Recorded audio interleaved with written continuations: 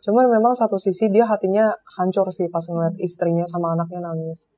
Penyesalan ada, tapi kayak lebih nggak punya pilihan lain ya.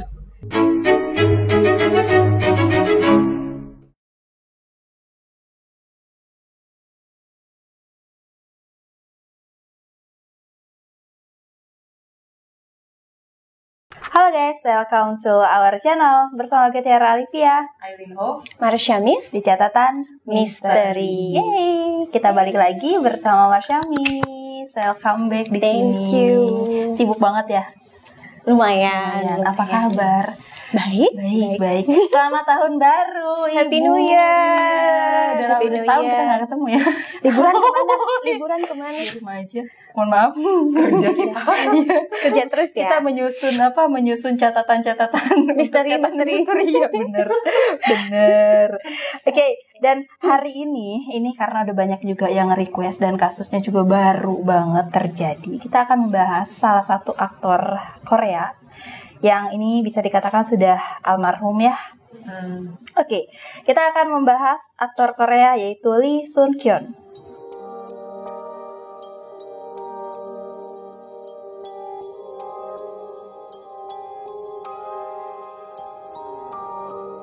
Lee Sun Kyun adalah seorang aktor asal Korea Selatan yang lahir 2 Maret 1975. Lee Sun Kyun juga memulai debut pertama kalinya sebagai seorang aktor musikal yang kemudian ia mulai dikenal oleh masyarakat melalui drama Coffee Prince-nya. Dan seiring berjalannya waktu, nama Lee mulai dikenal di seluruh dunia dengan segudang prestasi dan penghargaan yang sudah ia raih. Namun, sangat disayangkan sekali, ternyata perjalanan karirnya tidak selalu mulus dan lancar, hingga pada akhirnya ia memutuskan untuk mengakhiri hidupnya. Tepat pada tanggal 27 Desember 2023, pria berusia 48 tahun tersebut ditemukan tewas di dalam mobilnya di sebuah taman di Korea. Meninggalnya sang aktor masih menyisakan duka yang mendalam bagi industri hiburan di Korea Selatan sampai dengan saat ini. Diketahui juga bahwa sang aktor memilih untuk mengakhiri hidupnya di tengah penyelidikan kasus obat terlarang yang sedang ia jalani. Dan kabar meninggalnya korban masih menyisakan banyak kejanggalan. Bahkan tersebarnya surat wasiat yang ternyata adalah rekayasa karena tidak sesuai dengan fakta yang terjadi. Lee meninggal pada tanggal 27 Desember lalu, dan sebelumnya ia tengah didakwa tanpa penahanan pada tanggal 23 Oktober 2023 karena dugaan penggunaan obat terlarang. Bahkan setelah panggilan polisi yang ketiga kalinya, sang aktor secara konsisten membantah tuduhan bahwa ia menggunakan obat terlarang karena untuk hasil tesnya itu semuanya negatif. Tes obat-obat terlarang semua jenis dinyatakan bahwa Lee ini negatif dari obat tersebut. Di balik kejanggalan dari kepergian sang korban, ternyata ada berita-berita lainnya mengejutkan yang mungkin kalian juga bisa baca dari sumber-sumber lainnya. Salah satunya, korban tengah menghabiskan 71 hari sebagai tersangka obat terlarang. Nah, di sisi lain dinyatakan katanya dia adalah seorang korban pemerasan selama 105 hari. Pemerasan dalam arti apa? Mungkin kita masih akan menyelidiki lebih lanjut, atau mungkin dari teman-teman yang udah tahu informasi lengkapnya boleh tolong tulis di kolom komentar. Dan pada tanggal 18 Oktober merupakan titik awal dari kasus yang bernama Bar Madam Kim, di mana pada tanggal 19 Oktober sebuah artikel kasus obat terlarang muncul dengan berita bintang top Tuan L sedang diselidiki internal atas tuduhan penggunaan obat terlarang. Nah, katanya lagi nih guys, ada berita yang beredar bahwa ternyata sebenarnya polisi ini menangkap si Tuan Kim tersebut. Tapi entah kenapa polisi malah menyebutkan bahwa yang ia tangkap adalah Tuan Lee. Padahal jelas-jelas sama sekali Tuan Lee ini tidak menggunakan obat terlarang tersebut karena sudah diuji melalui tes urin yang dilakukan. Oke. Dan benarkah kepergian sang aktor adalah kasus mengakhiri hidupnya sendiri atau mungkin ada yang sengaja menghabisi nyawanya? Dengan segala berita yang beredar di balik kepergian Tuan L ini, benarkah Tuan L menjadi korban atau tumbal dari seorang Tuan Kim? Karena semua kejanggalan yang ada, bahkan katanya nih pihak polisi pun ikut serta memberikan keterangan palsu sehingga membuat Tuan L depresi dan akhirnya memutuskan untuk mengakhiri hidupnya sendiri. Oke, dan di kesempatan hari ini gue udah bersama Marsha dan Aileen yang akan membahas mengenai sifat dan karakternya, dan mungkin nanti kita akan mencoba menganalisa kasus-kasus yang terjadi antara Tuan L dan mungkin bisa dibaca juga dengan Tuan K-nya. Oke guys, sebelum kita membahas mengenai sifat dan karakter dari Tuan L sendiri, masih ada pengakuan lainnya yang sebelumnya itu sempat dikatakan Tuan L di media. Jadi katanya Tuan L ini mengaku telah ditipu oleh wanita kenalannya, yang dimana wanita itu telah memberikan sesuatu. Dan Tuan L ini mengakui bahwa dia nggak tahu kalau itu adalah obat terlarang. Dan pernyataan yang seperti itu akhirnya membuat pro dan kontra di kalangan netizen. Banyak yang mempertanyakan, masa iya sih kamu nggak tahu itu adalah obat terlarang? Masa sih yang sekelasan aktor gitu nggak tahu kalau itu adalah obat terlarang? Nggak mungkin dong ditipu terus mau dan terpengaruh. Itu pertanyaan dari netizen. Dan Tuan L ini benar-benar merasa telah dijebak sehingga akhirnya dia terkena kasus penyalahgunaan obat terlarang tersebut. Dan ada fakta lagi mengenai Tuan L, di mana Tuan L adalah anggota klub eksklusif yang dikenal sebagai 1% Room Salon. Jadi itu adalah klub untuk kalangan elit aja. Contohnya untuk miliarder kah, untuk aktor, untuk selebritas, yang dimana nih ya menurut berita yang beredar, ketika kamu mau masuk ke klub itu menghabiskan kurang lebih 25 juta sampai 30 juta per berapa jam gitu. Wow. Nah, jadi sosok Tuan L ini tidak hanya diduga menggunakan narkoba, tetapi menjadi korban ancaman dan terpaksa menyuplai ratusan juta won kepada pengedar obat terlarang tersebut dengan jumlah sekitar 300 juta won atau 3,52 miliar. Really?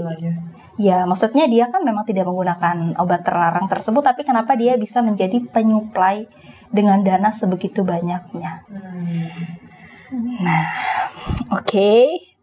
Dan dari kasus ini, sebelum kita mengulik lebih dalam kasusnya, kita akan membahas mengenai sifat dan karakter dari Tuan L tersebut. Oke, mau mulai dari siapa yang menjelaskan? Siapa pun? Boleh aku dulu deh. Oke, ya. Oke, jadi untuk Son Kyun sendiri, ini beliau yang aku lihat sendiri sih memang lumayan berwibawa, terus dia juga pintar bersosialisasi, sangat karismatik orangnya, dan juga lumayan berdedikasi dengan karirnya sih. Jadi kelihatan dia lumayan dominan dari karakternya, itu yang aku lihat. Lalu juga aslinya agak cukup suka privasi sih. Oke. Walaupun dia sering bersosialisasi dengan banyak orang, tapi terkadang ada momen di mana dia juga suka privacy. Jadi beliau juga aslinya ini cukup suka dengan privacy, atau bisa kita bilang sebagai kategori yang ambivert. Kalau dari Aileen? Kalau secara pekerjaan memang dia orang yang pekerja keras. Honestly, makanya kenapa dia bisa sukses seperti ini. Ditambah lagi juga aku rasa secara sosial memang dia orang yang cukup menyenangkan. Pintar bergaul ya? Iya, pintar bergaul, kayak ngomong sama dia tuh enak gitu. Terus juga orangnya ramah. Beberapa momen aku ngeliat memang dia cukup suka nyapa atau enggak kayak nanya kabar. Ya sejenis kayak gitu lah, kayak mulai pembicaraan duluan ke orang. Menunjukkan bahwa gue itu menerima lu loh, kayak gitu. Oh, dan satu lagi, dia ini sepertinya gampang bikin orang lumayan nyaman nih dengan dia. Ya. Gitu sih. Karena memang dia punya sisi karismatik di mana menunjukkan bahwa sosok yang memang panutan aja sih. Sosok sebagai panutan. Gitu. Oke, itu kan sifat atau karakter dari si Tuan L ini sendiri. Nah, diketahui juga kan memang Tuan L ini sudah punya pasangan. Bagaimana sifat dan hubungan dia sama pasangannya? Dan kalau misalkan teman-teman tahu, pasangan dari Tuan L ini adalah bisa dikatakan aktor terkaya dan terpopuler di Korea. Terkenal di Korea, iya. Bagaimana hubungan mereka sampai akhirnya tiba-tiba ya terjadi yang seperti ini? Sebelum-sebelumnya kalian ada nggak sih ngeradar mereka juga bertengkar, atau mungkin dari sisi istrinya yang dominan kah atau si Tuan L-nya yang dominan kah? Kalau dominan sebenarnya dua-duanya dominan, I can say. Tapi memang Lee Sun Kyun ini tipikal orang yang masih bertanggung jawab lah sama keluarga. Masih bertanggung jawab, selain itu juga, ya pasti ribut beberapa momen aku sempat lihat di Vision. Tapi memang dari masing-masing orangnya ini, baik dari istrinya maupun Lee Sun Kyun, ini lebih fokus ke karir masing-masing sih. Mereka lebih mengedepankan itu dulu. Mungkin karena untuk ya yang namanya di rumah mungkin ada anak, terus masih kebutuhan hidup. Ditambah lagi kan mereka kan juga udah menjadi aktor yang terkenal kan. Nah pasti kerjaan-kerjaan banyak lah yang berdatangan. Oh, ada momen juga di mana memang mereka ini sama-sama sibuk. Jadi sebenarnya pasangan ini tuh dua-duanya itu cuek, tapi kita bisa tetap bilang bahwa si Sun Kyun ini sayang dengan istri dan bertanggung jawab juga terhadap anak-anaknya. Oke, tapi ada kedekatan nggak sih antara sosok ayah dengan anaknya itu? Kedekatan sih pasti ada. Cuma mungkin karena ini culture Korea ya, jadi yang kita lihat ya Lin ya kemarin itu juga aktor Sun Kyun ini dia mendidik anaknya lumayan cukup keras. Oke, karena kan kalau misalkan di video-video kebanyakan kita bikin ya, ada orang tua yang memang nggak deket sama anaknya, bahkan kayak nggak peduli, cuek, jadi cuma taunya kerja gitu aja. Tapi kalau misalkan dari si Tuan L ini, kalian ngeradar nggak sih ada kebersamaan antara istrinya dan anaknya? Yang aku lihat sih kebersamaan pasti ada ya, walaupun masing-masing itu sama-sama sibuk. Dan dari sifat Sun Kyun sendiri yang lumayan cukup dominan, memang dia agak sedikit keras nih terhadap anaknya. Tapi di samping itu intensi dia baik, karena tentunya dia juga pasti pengen anaknya menjadi sukses ke depannya. Itu sih. Untuk sifat dan karakter ada yang mau ditambahin nggak? Dia orangnya cukup pintar membawa situasi dan penempatan sih. Bisa menyesuaikan diri. Ya. Dan memang kelihatan orang yang sangat berkarisma. Makanya nggak heran kalau banyak orang yang sebenarnya ngefans atau nggak suka sama sosok ini. Kayak sebagai panutan. Aku lihatnya gitu. Untuk sifat dan karakter masih ada mau tambahan nggak? Ada tambahan dikit. Jadi memang Lee Sun Kyun itu tipikal orang yang bisa dibilang lebih individualis sih. Lebih individualis. Dan yang kedua memang beberapa momen di Vision aku lihat dia suka traktir orang. Either itu teman, kenalan, atau enggak kayak saudara-saudaranya dia sih. Emang dia suka. Oh, dia berbaik hati ya? Dia baik hati. Jadi kayak ada momen ketika misalnya lagi keluar makan. Ini konteksnya lagi makan gitu. Dia kayak, udah gak apa-apa, aku aja yang bayar. Mungkin ini juga ada hubungan sama tradisi kali ya. Tapi dia kayak tipikal, udah gak apa-apa, aku aja. Aiden juga gitu kok. Tradisi dan good manner ya? Ya, Aiden juga gitu. Oh iya. Kamu makanya kamu kapan-kapan ikut kita jalan nanti nggak apa-apa ya. Aku mau belanja apa juga nggak apa-apa, aku aja. Itu kan tadi mengenai sifat dan karakter. Jadi kita beralih ke karirnya dia nih. Kalau misalkan di berita, di media gitu kan, karirnya dia kan memang mulus banget nih, lancar banget gitu kan, dari main filmnya dia kah, atau dari suara dia segala macam. Nah, pertanyaannya, apakah itu memang real kemampuan dia, skillnya dia emang di bidang itu gitu, sampai akhirnya bisa membawa nama dia ke titik terakhir kemarin. Itu memang murni kemampuan dia, atau memang dia ada sokongan dari kubu kiri? Nah, jadi yang dari aku lihat memang Sun Kyun ini dia lumayan berjiwa seni ya, jadi memiliki jiwa seni yang tinggi, terus juga skillnya ini memang kelihatan dari karakternya. Jadi karakternya juga mempengaruhi skill actingnya dia. Itulah yang membawa karir dia begitu bagus, naik terus per tahunnya, setiap tahunnya. Oke, kalau dari Aiden? Dari aku memang murni dari beliau sendiri. Aku nggak ngeliat dia melakukan ritual macam-macam atau enggak yang sejenisnya, nggak ada. Jadi itu udah tetot ya. Menaik pure kerja keras. Jadi memang dia, aku ngeliat dulu itu kayaknya dia pernah ada momen susah. Ketika masih muda sih aku lihat momen susah. Tapi yang aku suka dari karakter beliau adalah beliau ini sosok yang kerja keras dan nggak gampang nyerah. Pokoknya nggak apa-apa, coba dulu. Apapun itu job pekerjaannya, nggak apa-apa, coba dulu. Yang penting terima. Selain itu juga memang Lee Sun Kyun ini, yang tadi aku bilang di awal, dia kan memang orang yang gampang bersosialisasi. Dan memang suka bersosialisasi. Nah, sosialisasi inilah yang sebenarnya cukup membantu dia dalam berkarir. Dia itu suka kenalan sama orang-orang. Terus akhirnya dari kenalan-kenalan dia ya bisa dapat peluang untuk dalam bidang karirnya menjadi lebih baik gitu. Atau udah tambah lagi kan? Mungkin kayak di Korea sendiri kan memang budayanya cukup keras ya. Jadi aku lihat dia juga punya ambisi yang lumayan kuat nih dalam karirnya. Itu yang membuat dia memang selalu kerja keras dan intinya pantang menyerah lah kalau untuk acting.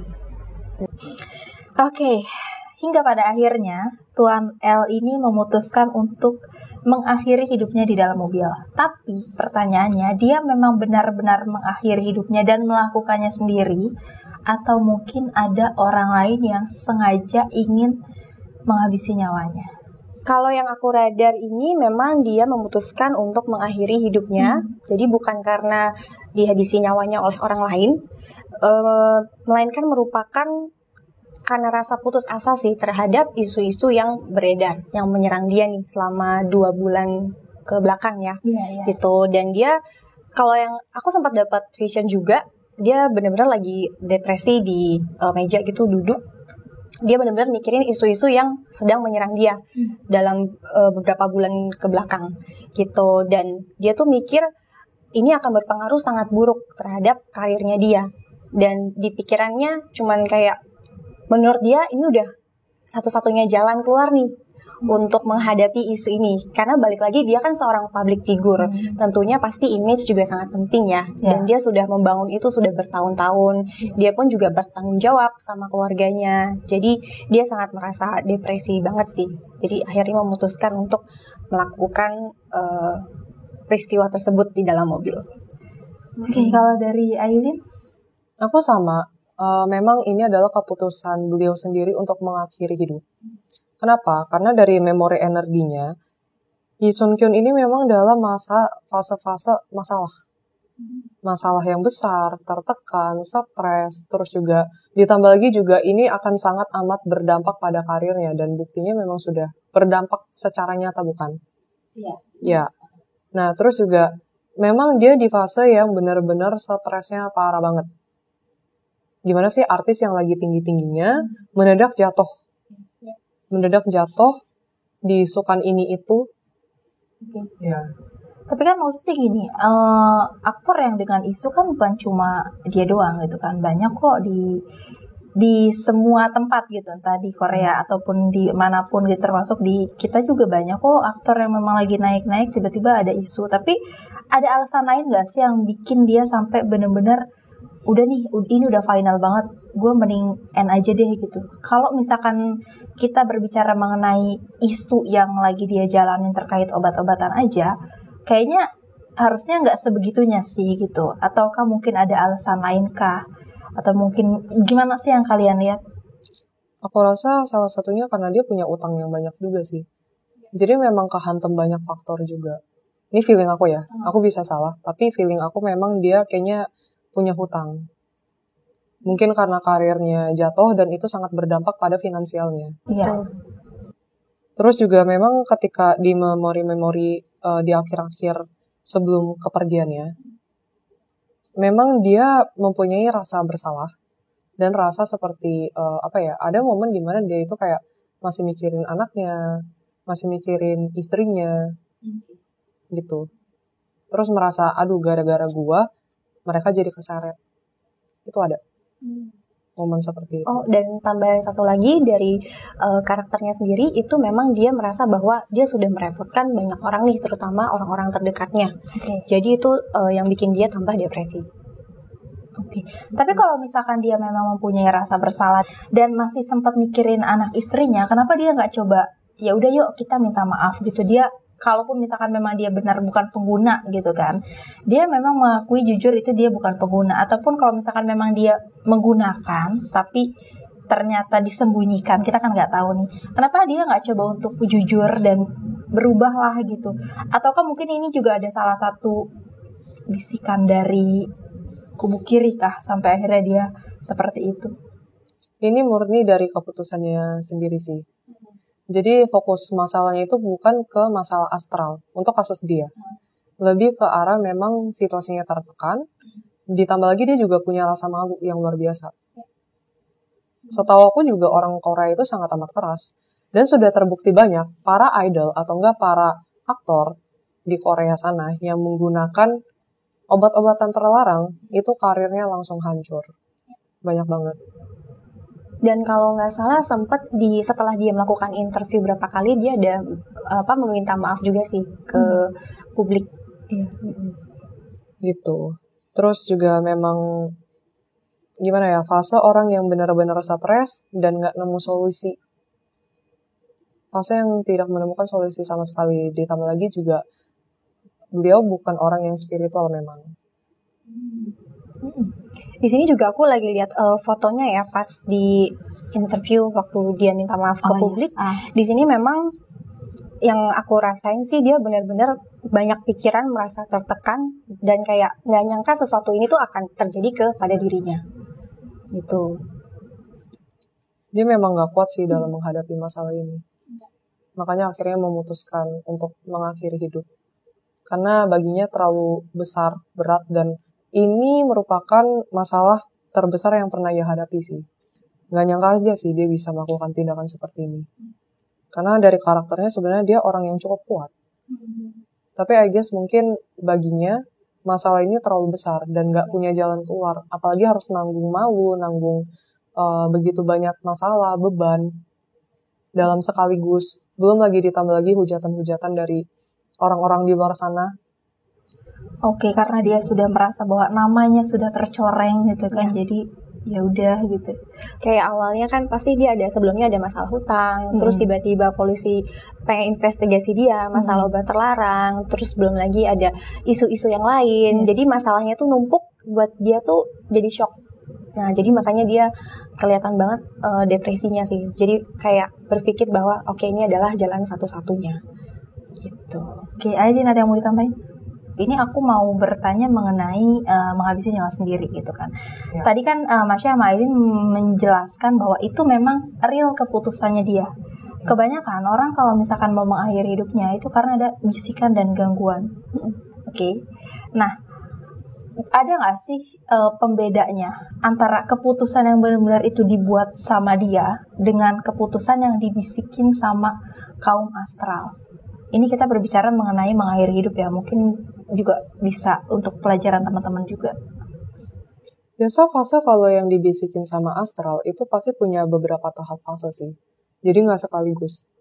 Masalahnya beliau kan terhitung cukup cepat, yang akhirnya menghabisi nyawa kan. Biasa fase orang yang memang dibisik astral itu pasti udah sering banget. Dalam hidupnya mungkin udah bertahun-tahun ingin melakukan tindakan penghabisan nyawa. Dan orang tersebut juga beberapa kali mengakui bahwa mendengar suara, udah mendingan kamu menghabisi nyawa saja. Nyawa kamu nggak berguna, kamu tidak berharga. Lebih ke bisikan negatif. Betul. Dan sifatnya akumulatif kalau yang dari kubu kiri ya. Yes. Kalau dia sih memang pure dari dirinya sendiri. Aku tambahin lagi ya. Biasa orang-orang yang memang dibisiki sama astral negatif, itu biasa udah gak punya tujuan hidup lagi sih. Udah gak punya tujuan hidup, terus abis itu, bahkan ada beberapa momen mungkin mereka menyalahkan situasi, atau gak menyalahkan Tuhan. Merasa hidup ini gak ada artinya. Dan mereka sudah merasakan hal-hal seperti itu sudah lama.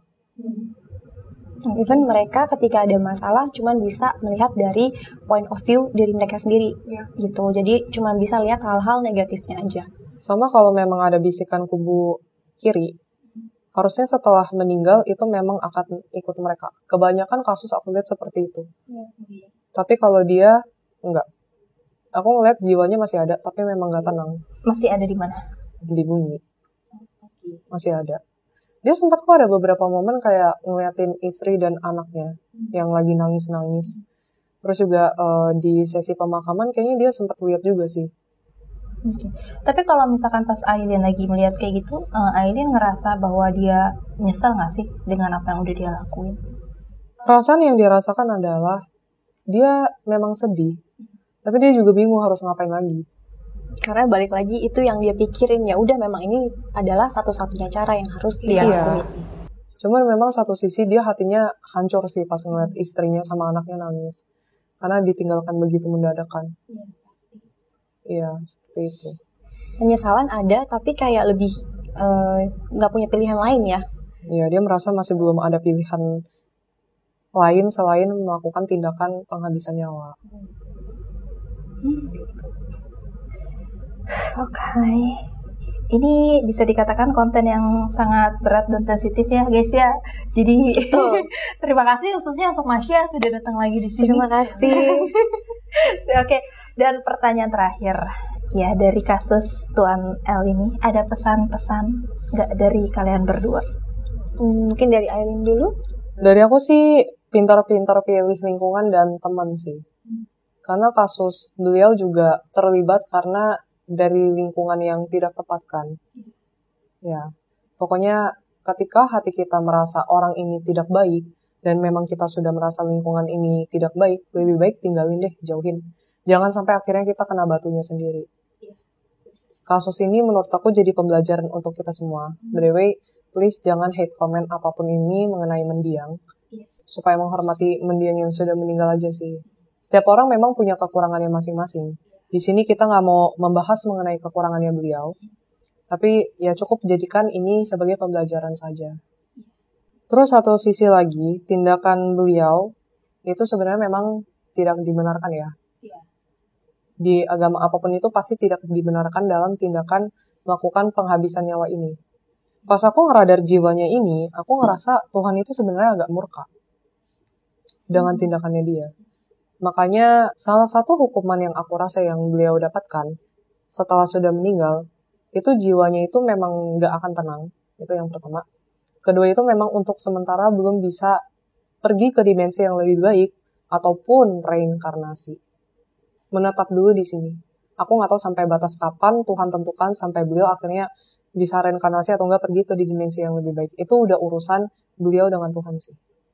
By the way, bagi teman-teman yang penasaran mengenai reinkarnasi, ya kita mau adain premium dan bahas banyak hal. Jadi ditunggu ya guys. Kita dari Masya? Kalau dari aku mungkin ada dua hal. Jadi yang pertama, terkadang kita sebagai manusia itu ketika kita mempunyai masalah yang sangat berat, biasanya kita itu cenderung untuk menghindar nih ketimbang menghadapi masalah tersebut.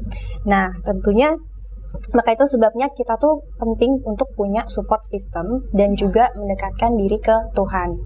Karena ketika mental kita lagi down dan kita punya support system yang positif, itu bisa bantu kita untuk jauh lebih semangat lah untuk menghadapi masalah atau isu-isu yang sedang menimpa kita. Dan juga kalau memang kita rajin berdoa, dekat dengan Tuhan, itu juga tentunya akan membantu iman kita supaya menjadi lebih kuat dan again dalam menghadapi isu-isu atau masalah yang memang sedang terjadi yang bikin kita depresi itu. Lalu yang kedua juga dari sisi mungkin dari sisi astral ya, biasanya ketika aku komunikasi dengan jiwa-jiwa yang mengakhiri hidupnya, itu mereka cenderung lebih negatif untuk energinya. Dan sebenarnya nggak seperti apa yang kita bayangkan tuh. Biasanya kan kalau kita sebagai manusia yang mau mengakhiri hidupnya merasa bahwa oh setelah ini ya udah selesai masalahnya karena gue udah nggak ada di bumi nih. Benar. Tapi sebenarnya penyesalannya itu akan terus berlanjut secara energi ya. Dan juga itu yang menyebabkan mereka jiwa-jiwanya itu lost atau hilang, dan kemungkinan untuk iblis sendiri mendekati mereka lebih gampang. Jadi sebenarnya memang lebih baik untuk tidak menghabisi nyawa sendiri kayak gitu. Kalau dari Elin ada tambahan? Wah, Cukup sih, jadikan ini pembelajaran. Apapun itu kasus dari orang tersebut, baik itu hasilnya nanti ke depannya seperti apa, karena kan masih lanjut investigasi. Ya, lebih baik itu diambil jadi pembelajaran aja sih, apapun itu bentuknya. Hal yang memang negatif lebih baik memang dihindarkan. Tetapi jika itu memang baik dan positif untuk hidup, itu yang harus dipertahankan. Oh, sama satu lagi, yang namanya masalah itu nggak akan ada selamanya. Gitu sih. Jadi yang namanya masalah pasti suatu saat akan berakhir. Jadi balik lagi, mengakhiri hidup itu bukan solusi yang tepat. Oke guys, kalau misalnya kalian suka sama konten kita kali ini, jangan lupa untuk selalu support terus konten Catatan Misteri, like, subscribe, komen, dan juga follow Instagram kita di bawah ini. Oke, dan jangan lupa juga follow semua akun sosial media kita yang ada di deskripsi. Dan please no skip iklan buat Jajan Seblak sama Mixu. Sama satu lagi kita ada segmen charity. Jadi kalau misalkan kalian mau mendonasikan sedikit rezeki kalian, boleh langsung aja klik link Saweria yang ada di bawah. Tapi tolong disertakan ya guys, itu untuk segmen charity atau untuk perkembangan Camis. Jadi terbagi dua. Misalkan kalian ngirimnya 100.000, kalian tulis di situ 50.000 untuk charity, 50.000 untuk perkembangan Camis, atau mungkin itu full 100% untuk charity. Jadi untuk keterangan dan pesan-pesan di Saweria Charity itu tolong lebih jelas lagi dan lebih detail lagi.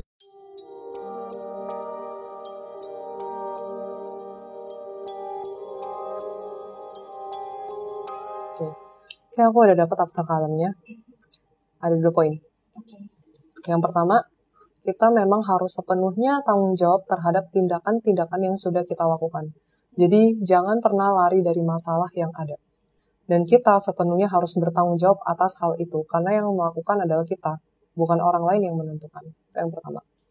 Kedua, yang dapat menentukan hidup dan matinya seseorang, dan jiwa manapun, hanyalah Tuhan seorang. Agak keras sih abstraknya guys. Ya, aku nggak tahu ini related untuk kita semua atau enggak, tapi Disampaikan aja apa adanya. ya aku sampaikan apa adanya. By the way, sebelum kita closing, better kita mendoakan untuk mendiang ya. Aku yang pimpin doa. Berdoa sesuai dengan kepercayaan masing-masing ya guys. Berdoa dimulai.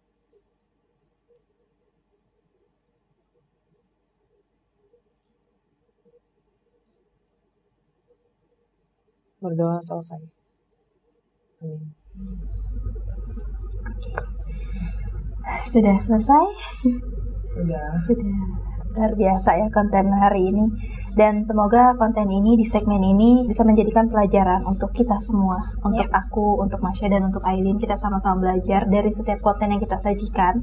Dan untuk teman-teman yang suka sama catatan misteri, kalian boleh share sebanyak-banyaknya ke teman-teman kalian yang belum tahu channel catatan misteri. Terus kalau teman-teman suka dengan konten bersama dengan Kak Sasha, ya boleh tulis di kolom komentar kita nextnya mau buat konten mengenai apa gitu. Oke, dan sekali lagi, please no skip iklan buat Jajan Seblak sama Mixu. Terima kasih telah menyaksikan video kita sampai akhir. Ditunggu konten-konten selanjutnya dan support terus catatan misteri. Bahagia terus untuk kalian semua. Sampai jumpa di konten selanjutnya. Bye-bye.